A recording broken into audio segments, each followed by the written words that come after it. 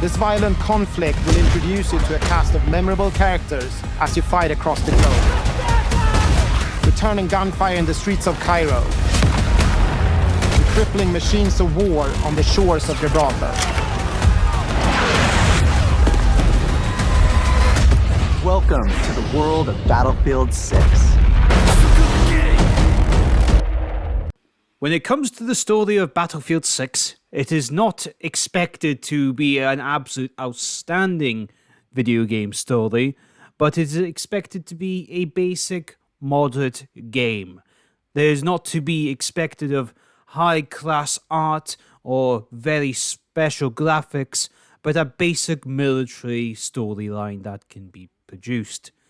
Now, EA, DICE have never been very good at making very solid storyline games, apart from when they have worked with people like Respawn or anyone else to make absolutely quality games, like the Star Wars ones or any other one like Titanfall. But when it comes to Battlefield, there's never been a stronger story than maybe some of the missions that they showed up in Battlefield 1 or Battlefield Bad Company. And that's the only ones that we're going to get. So in my efforts today, I'm going to be talking about Battlefield 6, where they have introduced a very fascinating story that I previously talked about, but shows massive promise.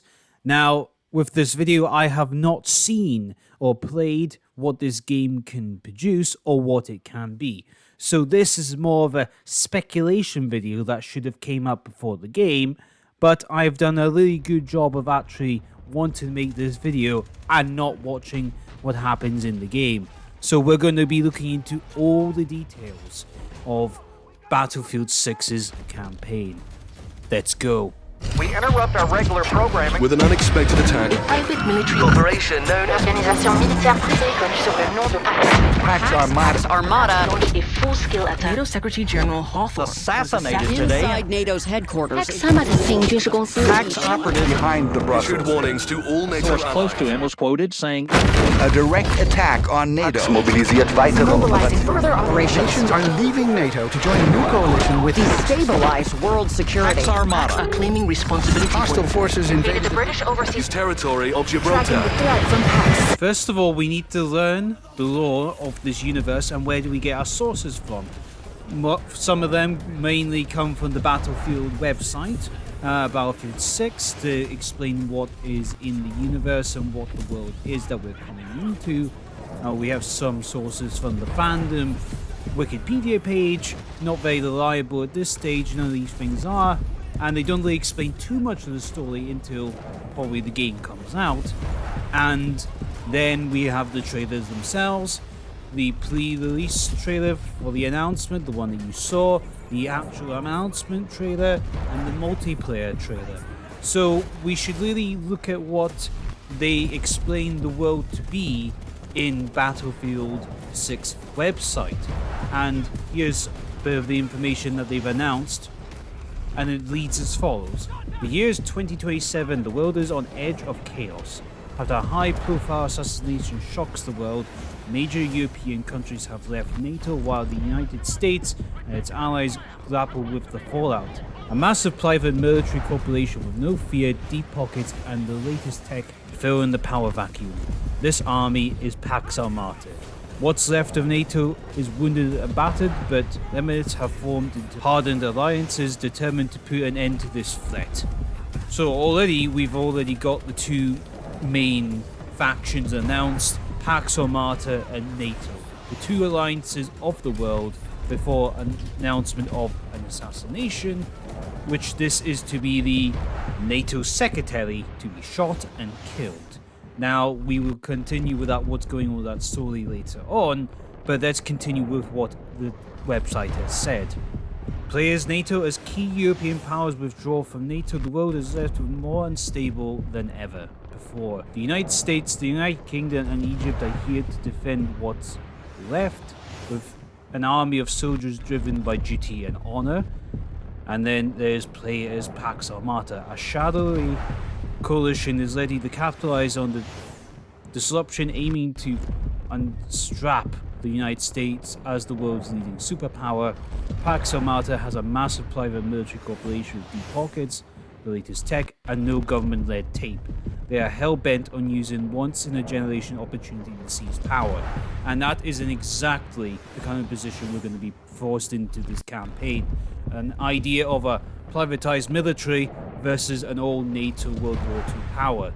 Now, this is interesting where the only 3 people who have left to join NATO. Clearly, what happened with the Secretary General has caused a massive lift inside NATO.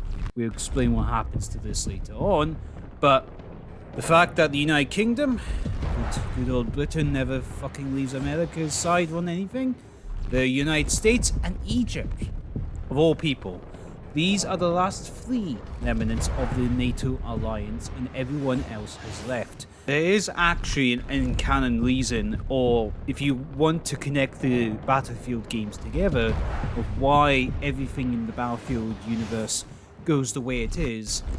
The reason why NATO countries such as France, United Kingdom, and any other would be distrustful of the United States especially, and other countries, would be that NATO itself gets involved in every single war it can get its hands onto. And for the Battlefield franchise, they have been more active than others to get into wars and start pissing off as much countries as possible. And they do this a lot more than I believe they do in our world as well. So if we're going to look at the conclusion of how this whole story goes, we have to look in the campaign of Battlefield 2042, where we talk about the War of 2042, where there isn't actually a story campaign, but many missions happening in Europe, Africa, Asia, South America, North America, and many others to deal with the lives of the only 2 remaining superpowers, America and the Russian Federation, and a unit called the NOPADs, basically soldiers without nations. Self-explanatory. And you got all these different people trying to vie power, and in this story where Pax Armata comes in, it shows the disillusion between honor and duty, between self-private corporation that can do the job better without needing to be branded with red tape and honor of your nationhood. So if we're talking about how much the NATO alliance has interfered with what's been going on in the world, we don't have to look far into the campaign to actually understand this. We can go into the War of 2014 of Battlefield 3, which extensions to obviously Battlefield 4 eventually. So let's talk about the War of 2014. This is the one where the United States, the NATO ally, gets involved with taking out the PLR, a terrorist organization, during an insurgency between Iraq and Iran. It is a small skirmish that leads to wider conflict where the PLR is able to detain and contain nuclear devices which Russian agents not associated with the Russian Federation were able to steal, and they attempted to use these assets on Paris and New York to start a war between the United States and the Russian Federation. And this did not go to their plan because we got the person of Henry Blackburn, who was fighting the PLR and was able to eventually be able to stop the designation of a nuclear device in New York City. But we also got someone called Dima that was able to help us, or tried to help us, stop the device from the second one from getting used in Paris. But this failed. Paris got nuked, 800,000 people died, and the Russian Federation and the American government blamed each other for the disaster. They never wanted to be allies since, and that caused absolute trauma. And if anyone else in the government was able to find out what was going on, that they would find out that the CIA was protecting these Russian assets because they were helping fighting the PLR, but they were just using them as leverage. So in this universe, the CIA is not to be trusted. So in the campaign, you run into someone called Dima, who helps you try and get these devices stopped, and from being used, it only goes so far, and Dima gets infected with radiation thanks to the explosion in Paris. And when it comes to the alliances with General Kang, which is in China. And what did they offer when it came to this? Dima, the man who was responsible for trying to stop or who knew anything about the incident of the War of 2014. Then we talk about the story of Battlefield 4 of the War of 2020, where in China there's a military coup going on by Admiral Chang, who kills this person called GG, who's trying to make peace with the West and United States. He gets assassinated. And this is done by the Admiral, and the blame goes on to the United States. Now, this is the middle of a coup that's been going on, and you play through the campaign as Tombstone. Good reminder, by the way, to the fact this is the same people, such as Irish and a few others, feature into the story of Battlefield 2042. But right now, we're going to stick with 2020. But during the campaign of that one, you discover that the Russians are involved, the Americans end up getting dragged into this war, and during the campaign of Battlefield 4, the conclusion ends up GG is not even dead, and the war eventually stops, but doesn't matter because we got the USS Titan getting involved and military personnel getting interfered. Other conflicts escalate between China and other US and Russian Federation forces, and the War of 2020 gets concluded by that year. So now we talk about what's going on in the campaign of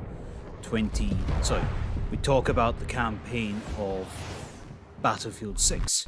Story starts, as it says, in 2027, which is odd because most of the missions start in 2028, but it doesn't matter. So what's going on in the story right now? We have an army called Pax Armata and NATO. We do not have to explain NATO because everyone knows what they are, but we need to explain who Pax Armata is. Pax Armata is a private military corporation, or PMCs, who send out their private security around the world, selling up their arms and defense to anyone who is willing to buy it. They work out of Tajikistan, and they are working on a global scale. These people are not underfunded, and I must stress this because these people are incredibly well funded. During the online segments, they especially have special kind of tanks and armored personnel, which are only fundable by national armies in today's money. Such equipment as the STRF-90A4, the LEO-A4, and the GE-26PAX. Now, these are all developed from the actual weapons themselves, all from the real-life versions of the vehicles that they are. Obviously, they can't use the legal names, but let's talk about the prices of these vehicles here. The STRF is based off the CV-90 combat vehicle, which costs up to 9 to 13 million per unit. The Leo A4, which is compared to the actual German Leopard 2, which costs at 1,250,000 per unit. And the GE-26 PAX, which is your more anti-aircraft gun, which is based on the cost of 2.85 million per unit, also a German machine itself. So Pax Armata has money. Lots of money, has lots of arms, has lots of military contractors, and will soon be now getting NATO countries to do the jobs for them. And who would be running this organization? Now, we don't actually have a name of who actually runs Pax Armata, but we do have the ground commander, Alexander Kincaid, which is actually quite an interesting story in itself, quite a good story to be in fact, where he was betrayed by the CIA or America in the squad that I believe he was part of, Dagger 1-3. We can talk about them later. And he was betrayed by the people he was told to trust. There's also someone else we have to talk about, because Alexander Kincaid is not exactly the boss. He is the ground commander of Pax forces. He is the intimate threat in the campaign that we're told to care about. But to be honest, he's the ground commander. He's not the authority on what happened in the entire war. He is not the one who runs Pax Armata. And we don't actually know who runs it. But we do have a very good idea who does. And this name goes to Henry Blackburn. Now, do you know who I meant by Henry Blackburn? Well, you should, because I've mentioned him before in the last 2 campaigns. He was the one who saved New York against the Russian people who were trying to destroy nuclear bomb into New York. He saved New York. He was treated badly by the CIA, and he also has a profile of information on the Battlefield 2042 website. And I kind of want to read to you what it says in his profile, because it's kind of interesting to see how him and Mr. Kincaid is actually quite familiar. Henry was born in Buffalo, New York. He came from a long line of serving military personnel who fought in multiple wars. Only seemed right for Henry to continue the Blackburn legacy. Staff Sergeant was in the US Marines. Henry fought in the war effort against the PLR in 2014. Remember that war? And went to foil the plot to detonate a nuclear device in American soil. Despite his heroic actions, Blackburn was court-martialed for killing a superior officer and disciplinary charged from the army. A disgraced soldiers responded the only way in his training would allow. He accepted. As the world militarizes and grew ever more dependent on private military companies, Blackburn seized the opportunity to start his own venture, worthy undue attention. Blackburn operated from the shadows to recruit and build a formidable fighting force. To hire by the 2020s, he secretly hired one of the most powerful PMCs in the world. It does not name who this PMC is, by the way. In recent years, Blackburn's power and influence allowed him to spearhead seemingly more benevolent enterprise. His idea was Archangel Corporation, an entity committed with the betterment of the humanity through the development of AI and robotics. This is the world-changing mission, and Blackburn would do whatever it took to bring it to fruition. And that is true. He is one of the people who did stop the war. It is true. He is the man who stopped it, and he was stabbed in the back by the CIA. And I think he would admit he did wrong by shooting a superior officer, but he didn't have much choice. He had to do things out of the books to get this war to stop more people from dying. The only problem is he couldn't stop it from happening between Paris. Now it says directly there that he was in charge of the world's biggest PMC corporation, which I would imagine would be Pax Armata at this point.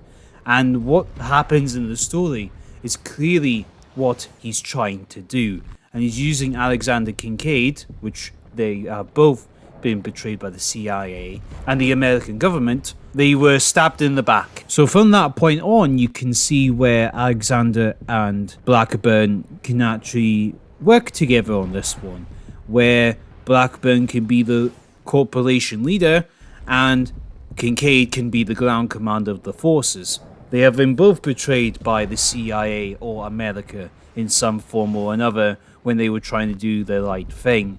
And now they are going up against the forces of NATO to take down the United States. Now it is only right that we talk about the people that's in this campaign to see who we're dealing with here. So we are dealing with a unit called Dagger 1-3.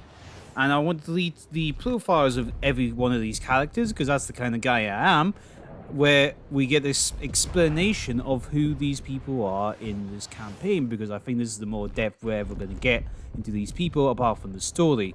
So, from Battlefield 6, who is Dagger 1-3? In the year 2027, NATO is on the verge of collapse, as a new private military corporation, Pax Armata, rises to exploit the chaos and reshape the global power. As we mentioned, that's what the aim of Pax is going to do.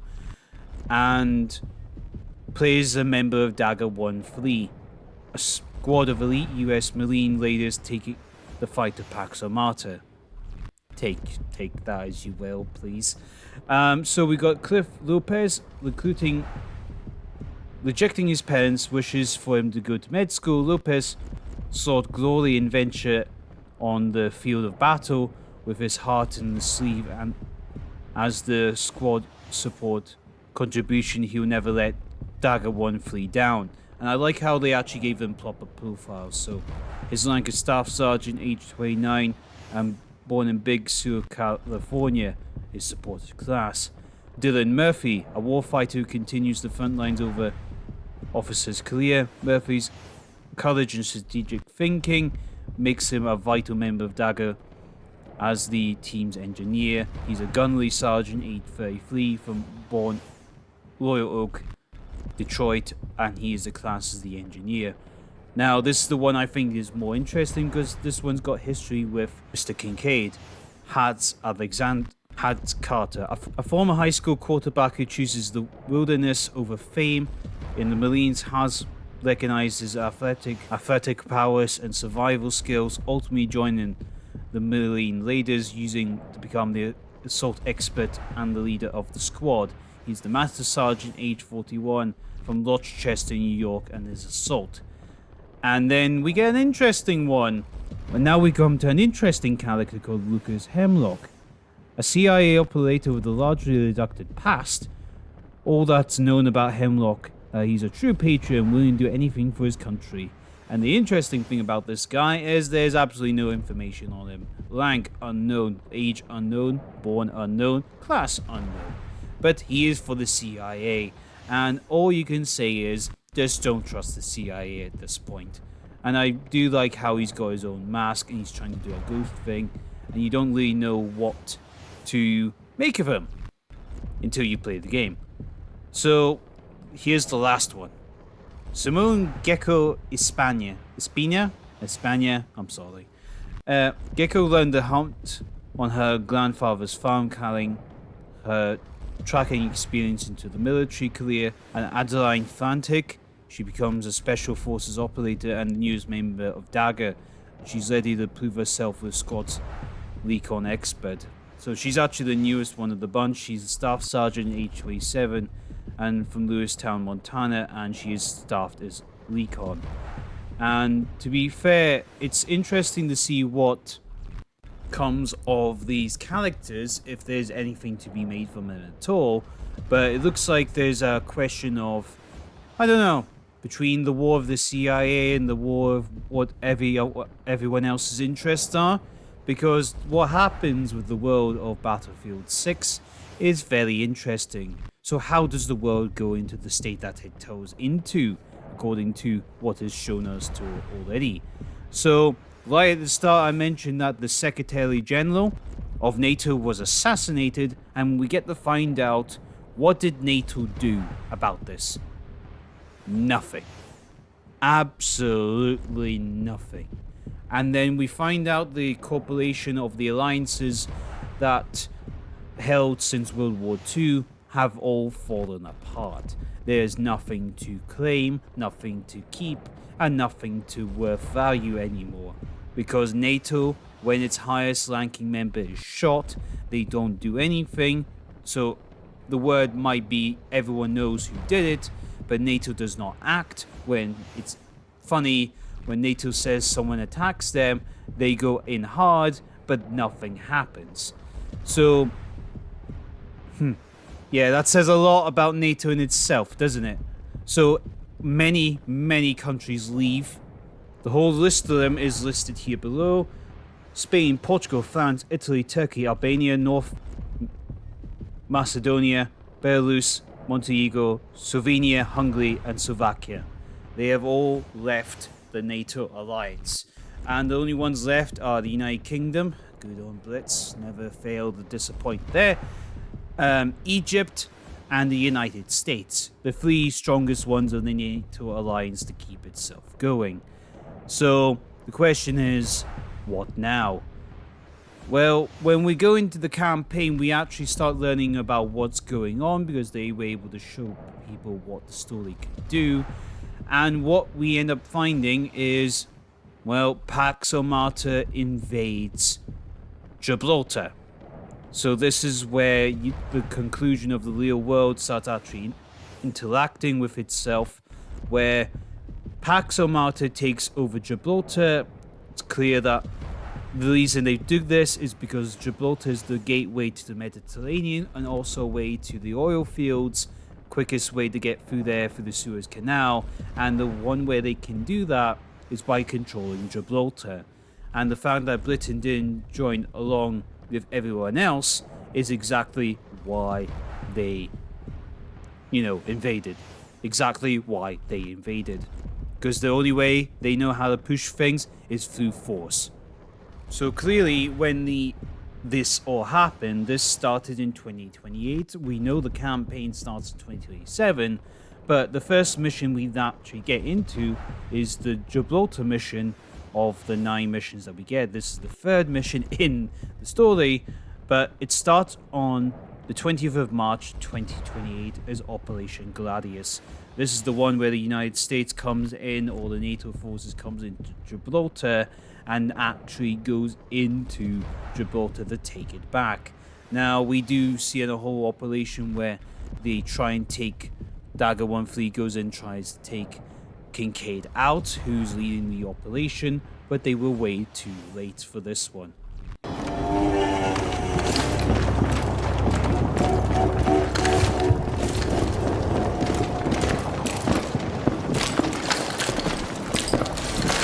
Clear. Clear. Room's clear. Conduct SSE.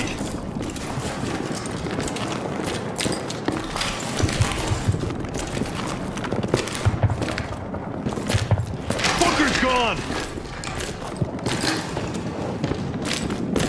Has. Looks like our ride is here.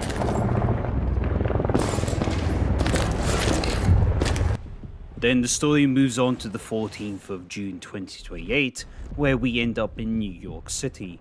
So the information that we're given is that the Pax Armata cell has been into New York, where the president decides to hold a NATO summit right next to the doorstep of a Pax Armata unit that is operating in New York City, and you, Dagger 13, have to take it out.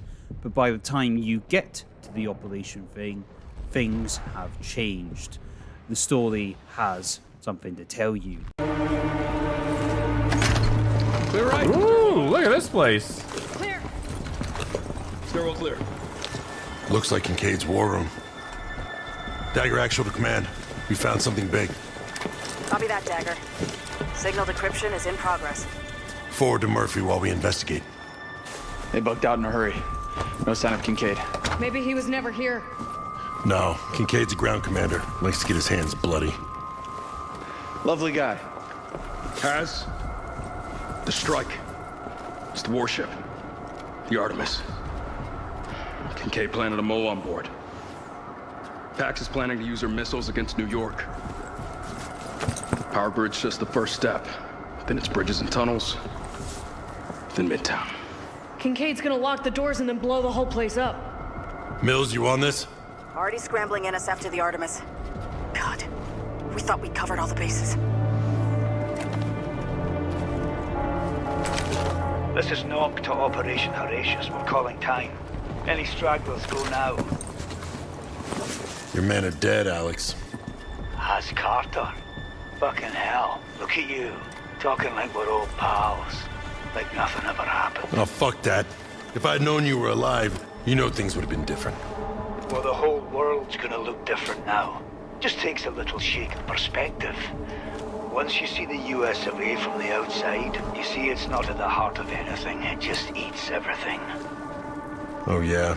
So you're gonna replace it with what? Huh? Pax doesn't stand for shit except money and power. Jesus has.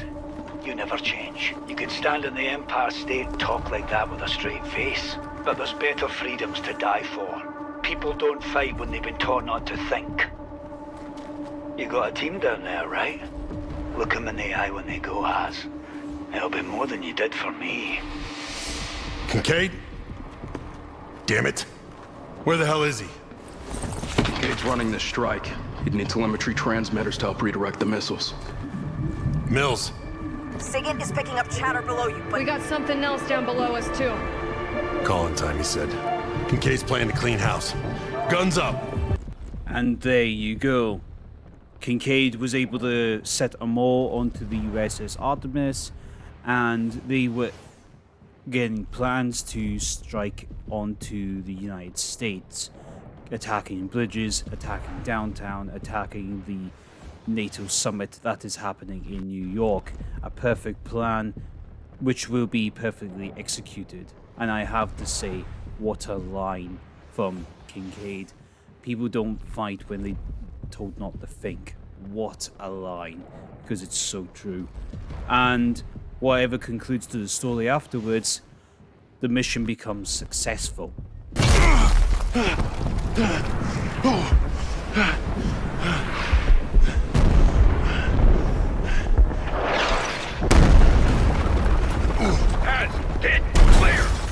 The bird's on the way! Oh, God. Now, beyond the story here, although we know there's 9 more missions to be played, or there's 9 missions in the campaign in total, here's the picture of all of them here. I don't know where the story goes on from here, but the fact that Pax Armata was able to hijack one of the USS Navy vessels is very telling of how defenseless some of the systems are in the US Army in this context. Now, the question is, what do we have to conclude with the next part of the story that's coming on, because we don't really know how the story goes. There's a word that Carter gets killed, which I think might be the case. Probably Kincaid will also be killed, no doubt. The only conclusion that we get from what story could be remaining forward is in the Season 1 roadmap of Battlefield 6, where they've actually announced different locations and different places that is going to be added to the multiplayer itself. So we know that places like Tajikistan and Georgia and Gibraltar and Cairo are battles that are placed into the story campaign itself. So these missions that will show up into the season updates will be concluded as additional parts of the story. Obviously not story campaign material, but we talk about the war in all of its context. This is where we got to look for. So when we look at Battlefield 6 post-launch Season 1 load, there's not actually much information that's told about what's going to happen with these story missions, what's going on here.